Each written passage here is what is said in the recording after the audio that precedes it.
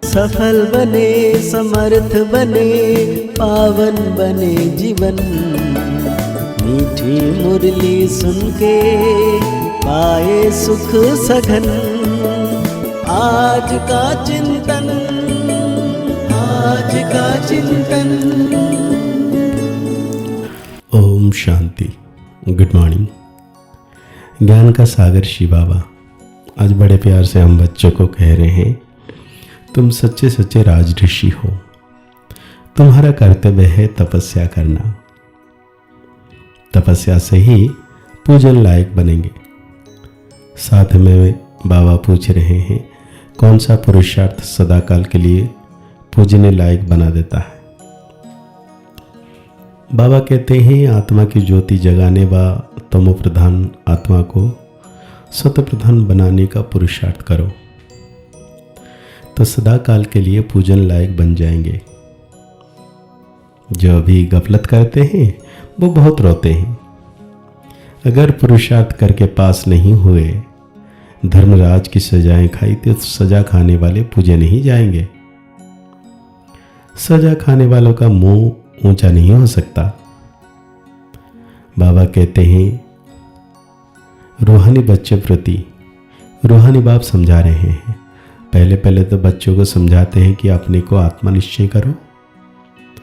पहले आत्मा है, पीछे शरीर है। जहां तहां प्रदर्शनी अथवा म्यूजियम में, क्लास में पहले यह सावधानी देनी है कि अपने को आत्मा समझ बाप को याद करो। बच्चे जो बैठते हैं सब देही अभिमानी होकर नहीं बैठते हैं। यहाँ बैठते भी कहाँ कहाँ ख्याल जाते हैं। सत्संग में जब कोई साधु आदि आए तब तक क्या बैठ करते हैं, कोई ना कोई ख्यालत में बैठे रहते हैं। फिर साधु आया तो कथा आदि सुनने लगते हैं। बाप ने समझाया है, यह सब भक्ति मार्ग में सुनना सुनाना है।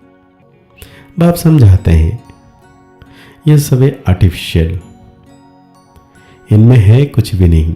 दीपमाला भी आर्टिफिशियल मनाते हैं। बाप ने समझाया है, ज्ञान का तीसरा नेत्र खुलना चाहिए तो घर घर में सोच रहा हो। अभी तक घर घर में अंधियारा ही है। यह सब बाहर का प्रकाश है। तुम अपनी ज्योति जगाने बिल्कुल शांत में बैठते हो। बच्चे जानते हैं, स्वधर्म में रहने से पाप कट जाते हैं। जन्म जन्मांतर के पाप इस याद की यात्रा से ही कटते हैं। आत्मा की ज्योत बुझ गई है ना, शक्ति का पेट्रोल सारा खत्म हो गया है। वो फिर भर जाएगा क्योंकि आत्मा पवित्र बन जाती है। रात दिन का फर्क है। अब लक्ष्मी की कितनी पूजा होती है। कई बच्चे लिखते हैं, लक्ष्मी बड़ी या सरस्वती माँ बड़ी। लक्ष्मी तो एक ही होती है। श्री नारायण की अगर महालक्ष्मी को पूजते हैं तो उनको चार भुजा दिखाते हैं, उसमें दोनों आ जाते हैं। वास्तव में उसको लक्ष्मी नारायण की पूजा कहा जाए। चतुर्भुज है ना, दोनों एक हैं। परंतु मनुष्य को कुछ भी समझ नहीं है। बेहद का बाप कहते हैं कि सभी बेसमझ बन पड़े हैं। लौकिक बाप कभी सारी दुनिया के बच्चों को कहेंगे क्या कि बेसमझ है। अभी तुम बच्चे जानते हो विश्व का बाप कौन है। खुद कहते हैं, मैं सभी आत्माओं का बाप हूं। तुम सब मेरे बच्चे हो।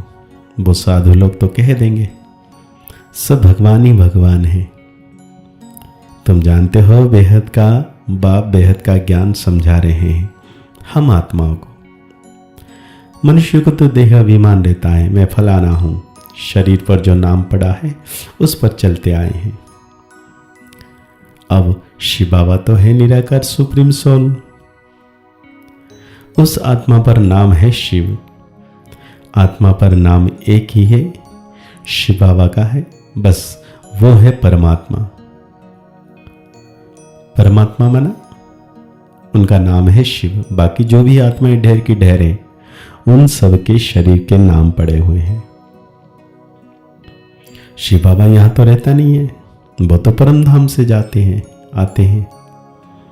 शिव अवतरण भी है। अभी बाप ने तुमको समझाया है, सभी आत्माएं यहाँ आती है पाठ बजाने। तुम जानते हो आधा कल्प ज्ञान, आधा कल्प है भक्ति, फिर होता है वैराग्य। समझाया जाता है यह पुरानी छी दुनिया है, इसलिए फिर नई दुनिया जरूर चाहिए। नई दुनिया वैकुंठ को कहते हैं, उसको हेवन पैराडाइज कहा जाता है। इस ड्रामा में पाठधारी भी अविनाशी है। तुम बच्चों को मालूम पड़ा है कि हम आत्मा पाठ कैसे बजाती है। बाबा ने समझाया है, किसी को भी प्रदर्शनी आदि दिखाना है तो पहले ये अहम ऑब्जेक्ट समझानी है। सेकंड में जीवन मुक्ति कैसे मिलती है। जन्म मरण में तो जरूर आना ही है। तुम सीढ़ी पर बहुत अच्छी रीति समझा सकते हो। रावण राज्य में ही भक्ति शुरू होती है। सतयुग में भक्ति का नाम निशान नहीं होता। ज्ञान और भक्ति दोनों अलग अलग है ना। तुमको इस पुरानी दुनिया से वैराग है। तुम जानते हो यह पुरानी दुनिया अब खत्म होनी है। बाबा कहते हैं रावण ने काम चिता पर चढ़ाए बिल्कुल काला बना दिया है। अब फिर तुमको ज्ञान चिता पर चढ़ाता हूं। आत्मा को ही पवित्र बनाना होता है। अब पतित पावन बाप आकर पावन बनने की युक्ति बताते हैं। पानी क्या युक्ति बताएंगे, परंतु तुम किसको समझाओ तो कोटों में कोई ही समझकर ऊंच पद पाते हैं। अभी तुम बाप से अपना बरसा लेने आए हो 21 जन्म के लिए। यह हमेशा याद रखना है। तुम आगे चलकर बहुत साक्षात्कार करेंगे। बाप कहते हैं मीठे मीठे बच्चों, पुरुषार्थ कर पास हो जाओ, जो कुछ भी सजा खानी नहीं पड़े, ऐसा पुरुषार्थ करना है। सजा का ही तो फिर थोड़ी पूजे जाएंगे। तुम बच्चों को पुरुषार्थ बहुत करना चाहिए। अपनी आत्मा की ज्योति जगानी है।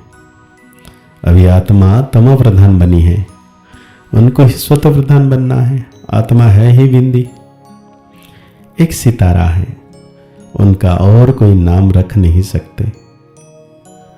बच्चों को समझाया है, उनका साक्षात्कार हुआ है। स्वामी विवेकानंद और रामकृष्ण परमहंस का बतलाते हैं।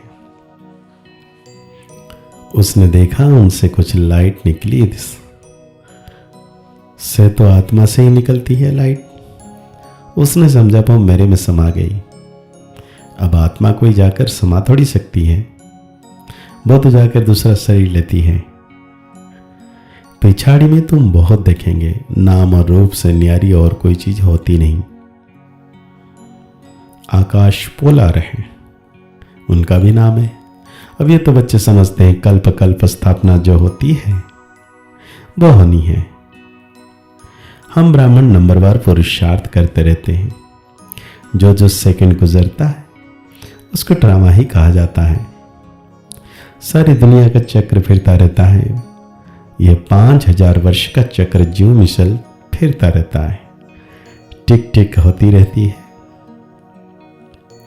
अभी तुम मीठे मीठे बच्चों को सिर्फ बाप को ही याद करना है। चलते फिरते काम करते बाप को याद करने में ही कल्याण है। फिर माया चमाट लगा देगी। तुम हो ब्राह्मण, ब्रह्मरी मिसल कीड़े को आप समान ब्राह्मण बनाना है। वह ब्रह्मरी का तो एक दृष्टांत है। तुम हो सच्चे सच्चे ब्राह्मण। ब्राह्मण को ही फिर देवता बनना है। इसलिए तुम्हारा यह है पुरुषोत्तम बनने के लिए संगम युग। यह तुम आते ही हो पुरुषोत्तम बनने के लिए। पहले ब्राह्मण जरूर बनना पड़े। ब्राह्मण की चोटी है ना। तो आज बाबा धारणा के लिए कहते हैं जैसे बाप सदा बच्चों के प्रति सुखदायी है, ऐसे सुखदायी बनना है। सबको मुक्ति जीवन मुक्ति का रास्ता बताना है। देहाभिमानी बनने की तपस्या करनी है। इस पुरानी चीची दुनिया से बेहद का वैराग बनना है। आज बाबा वरदान दे रहे हैं, हर एक की विशेषता को स्मृति में रख फेथफुल बन एकमत संगठन बनाने वाले सर्व के शुभ चिंतक भव। ड्रामानुसार हर एक को कोई ना कोई विशेषता अवश्य प्राप्त है। उस विशेषता को कार्य में लगाओ तथा औरों की विशेषता को देखो। एक दो में फतफुल रहो, उनकी बातों का भाव बदल जाएगा। जब हर एक की विशेषता को देखेंगे तो अनेक होते हुए भी एक दिखाई देंगे, एकमत संगठन हो जाएगा। कोई किसी की ग्लानि की बात सुनाए तो उसे टेका देने की बजाय सुनाने वाले का रूप परिवर्तन कर दो, तब कहेंगे शुभ चिंतक। आज बाबा हम बच्चों को स्लोगन दे रहे हैं, श्रेष्ठ संकल्प का खजाना ही श्रेष्ठ प्रारब्ध व ब्राह्मण जीवन का आधार है। अब एक इशारे में बाबा कह रहे हैं, अगर सेकंड में देह अभिमानी बनने का अभ्यास नहीं होगा तो लास्ट घड़ी भी युद्ध में ही जाएगी। और जिस बात में कमजोर होंगे, चाहे स्वभाव में, चाहे संबंध में आने में, चाहे संकल्प शक्ति में, वृत्ति में, वायुमंडल के प्रभाव में, जिस बात में कमजोर होंगे उसी रूप में जानबूझकर माया भी लास्ट पे पल्लेगी। इसलिए विदेही बनने का अभ्यास बहुत जरूरी है। तो आज के मुरली के अनुसार हम सो मान लेंगे, मैं शुभ चिंतक आत्मा हूं, मैं शुभ चिंतक आत्मा हूं। मुरली को और गहरी रीति से चिंतन करते हुए निरंतर मीठे बाबा की याद रहना है कि बाबा सदा मेरे साथ है। मुस्कुराते रहिए, आगे बढ़ते रहिए, पुरुषार्थ करते रहिए, खुश रहें, स्वस्थ रहें, मस्त रहें। ओम शांति, ओम शांति, ओम शांति।